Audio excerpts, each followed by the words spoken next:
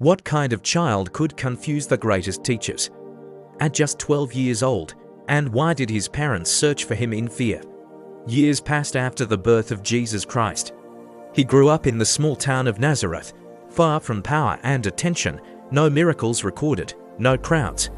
Just an ordinary life.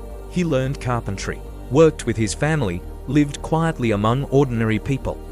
Nothing suggested the world-changing future ahead. Each year, families traveled to Jerusalem to celebrate Passover.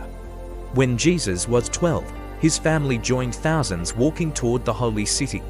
The streets were alive with pilgrims, prayers, and celebration.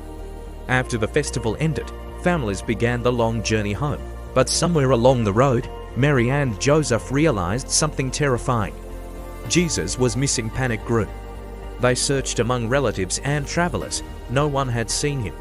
For 3 days, they returned to Jerusalem, desperately looking through crowded streets.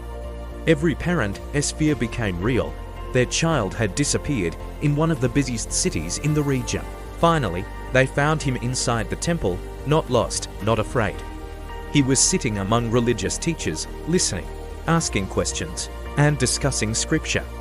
The scholars were astonished. His understanding and answers shocked men who had studied their entire lives. This was no ordinary conversation. Wisdom far beyond his age filled the room. Mary asked why he had caused them such worry. Jesus replied calmly, he needed to be in his Father's house. The words were simple, but deeply mysterious. Even his parents did not fully understand what he meant. After this moment, he returned home and lived quietly again. Almost 18 years would pass before the world heard from him once more. Why do you think history stayed silent about Jesus for nearly 2 decades after this moment? Follow Echoes of Time for Part 3, The Day the River Changed Everything.